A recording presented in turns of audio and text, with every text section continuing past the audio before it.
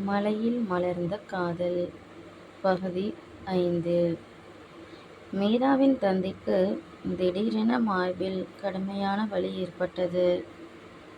அவசரமாக மருத்துவமனைக்கு கொண்டு சென்றனர். மீரா அழுகையுடன் அங்கே நின்றிருந்தாள்.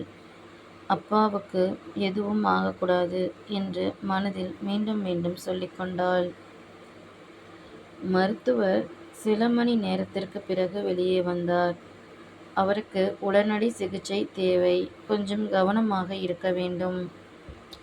மீரா நிம்மதியும் பயமும் கலந்த நிலையில் இருந்தாள். இந்த செய்தியை அறிந்தவுடன் அர்ஜுன் உடனே சென்னையிலிருந்து புறப்பட்டான். இரவு முழுவதும் பயணம் செய்து மருத்துவமனைக்கு வந்தான். அங்கே மீரா தனியாக அமர்ந்து அழுது கொண்டிருந்தாள். அர்ஜுனை பார்த்ததும் அவள் ஓடிச் சென்று அவனை இறுக்கமாக பிடித்து கொண்டாள். நான் மிகவும் பயந்தேன். நான் இருக்கிறேன் என்றான் அர்ஜுன் அமைதியாக. அதே நேரத்தில் ஒரு முக்கியமான சிக்கல் வெளிப்பட்டது. மீராவின் தந்தைக்கு அவசர சிகிச்சைக்கு பெரிய தொகை பணம் தேவைப்பட்டது. குடும்பத்தில் அதற்கான வசதி இல்லை. அந்த நேரத்தில் யாரும் எதிர்பாராத ஒரு செயலை அர்ஜுன் செய்தான்.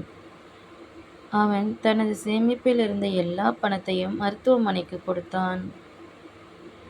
இது என் வாழ்க்கையில் முக்கியமான மனிதருக்காக என்றான். மீராவின் தந்தை இந்த விஷயத்தை பிறகு அறிந்தார். முதலில் அவர் அதிர்ச்சியடைந்தார். என் குடும்பத்துக்காக இவ்வளவு செய்தாயா என்று கேட்டார். அர்ஜுன் அமைதியாக தலை குனிந்தான். நான் மீராவை காதலிக்கிறேன்.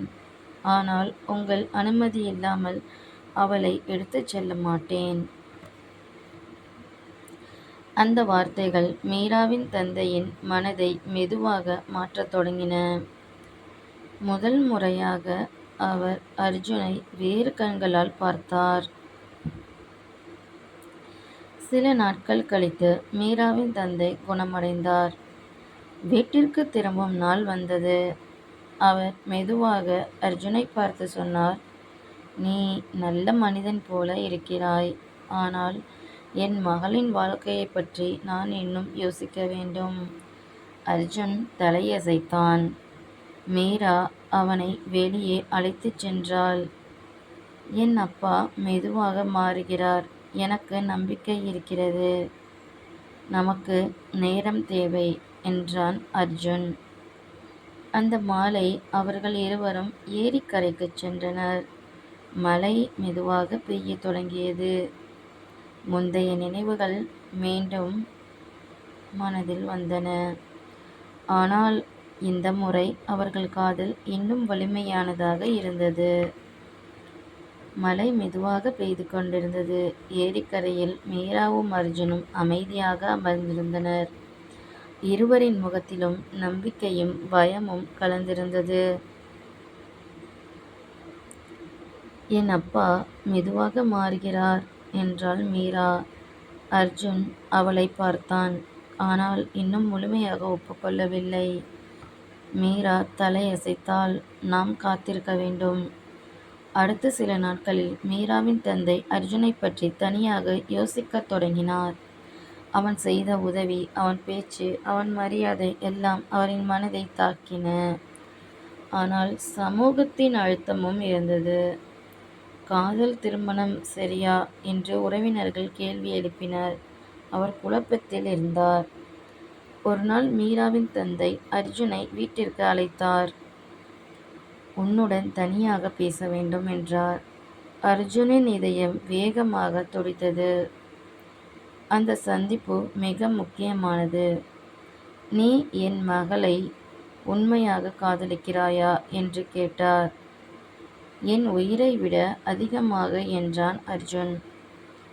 சில நொடி அமைதி. அவளை சந்தோஷமாக வைத்துக்கொள்ள முடியுமா? என் முழு வாழ்க்கையும் அதற்காகத்தான். மீராவின் தந்தை மெதுவாக சுவாசித்தார். சரி, ஆனால் ஒரு நிபந்தனை. அர்ஜுன் கவனமாக கேட்டான். மீராவின் படிப்பு முடியும் வரை எந்த அவசர முடிவும் இல்லை. உடனே அர்ஜுன் சம்மதித்தான். சரி அங்கிள். மீராவுக்கு இந்த செய்தி கிடைத்ததும் அவள் மகிழ்ச்சியில் கண்ணீர் விட்டாள். நம்மை அவர்கள் முழுமையாக மறுக்கவில்லை. அர்ஜுன் சிரித்தான். இது ஆரம்பம்தான். ஆனால் இந்த மகிழ்ச்சி நீண்ட நேரம் நீடிக்கவில்லை. அடுத்த வாரமே ஒரு பெரிய திருப்பம் ஏற்பட்டது.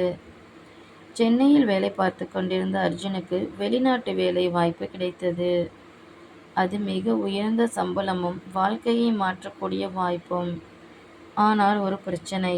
அது 2 வருட ஒப்பந்த வேலை. அர்ஜுன் அதை ஏற்க வேண்டுமா அல்லது மீராவுக்கு மறுக்க வேண்டுமா என்று யோசித்தான். அவன் இரவில் தனியாக நின்று யோசித்தான். என் கனவா அல்லது அவளின் வாழ்க்கையா? அதே நேரத்தில் மீராவும் அதே நிலாவை பார்த்து கொண்டிருந்தாள். இருவரின் மனங்களும் ஒரே கேள்வி. காதல் வெல்லுமா இல்லையா தூரம் வெல்லுமா என்பது மனதில் ஏற்படும் குழப்பமாக இருந்தது. இதனுடைய தொடர்ச்சியை நாளை பார்ப்போம்.